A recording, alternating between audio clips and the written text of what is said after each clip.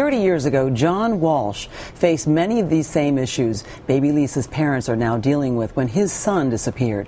Adam had been kidnapped and killed by a stranger. As many of you know, John went on to host America's Most Wanted, which airs a 2-hour special this weekend. Hey, John Walsh, good morning to you. Nice to see you, When Ann. your son Adam disappeared, were you and your wife treated as potential suspects? No, but immediately you submit to polygraphs. That's police work 101. You eliminate family and friends. So Reve went for a polygraph in a separate room, so did I. That's good police procedure. But at the same time, police should be doing an alternative investigation. I call them dual investigation. Focus on friends and family. They should go right in. If they have nothing to do with it, they should say, I understand this polygraph and this questioning, but also look at every convicted sex offender within 20 miles of the kidnapping. And this is a very difficult, convoluted case.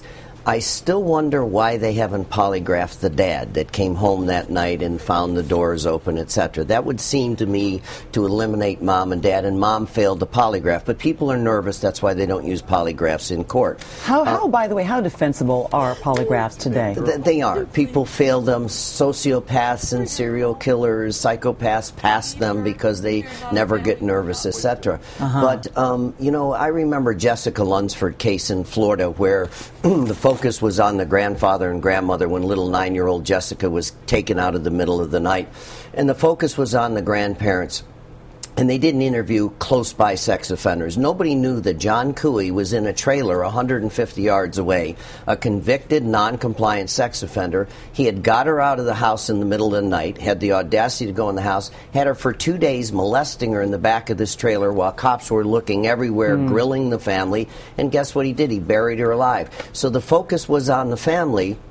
And it was John Cooey. Jean-Benet Ramsey, I still say to this day that family had nothing to do with it, and police did a horrible job on that investigation. What do you think police are doing in this case? How well do you think they're doing a good job. I think they're sweating the mother hard. I think that they should bring the dad back in and polygraph him again. I hope, and we're working very closely with them, I hope that they have singled out every serious convicted sex offender within 20 miles and found out where they were that night if they're in compliance with their parole and probation. Well, what do you make of the fact that the family has a high-profile attorney? They've lawyered up. They've also got a private investigator. Does that concern you? Let me say this. Sometimes it's a very good thing to get someone to represent you, especially if you know that you had nothing to do with it and the focus is only on you. You have the right to say, yes, focus in on us, but do the parallel investigation. Did you get a lawyer? No, we didn't. This was 30 years ago.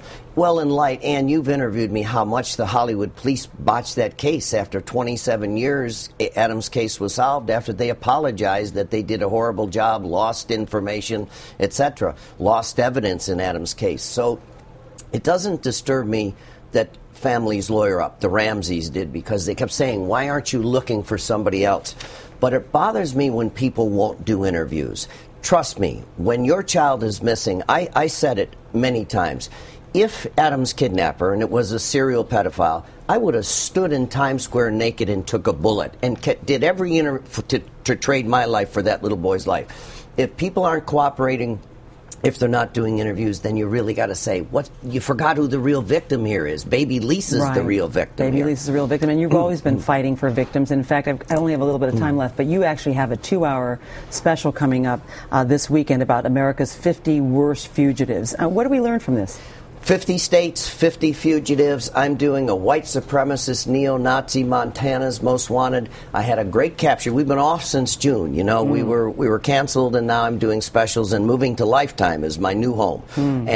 But I'm doing these specials, and we caught a guy in Brazil I've been looking for 14 years up in the ghetto in Brazil, and people in Brazil saw the show and brought him down to the police station. So tomorrow, Saturday night, for 2 hours, you'll see 50 of the worst. We caught 5 guys over the summer, going on to Lifetime, still doing my specials with Fox.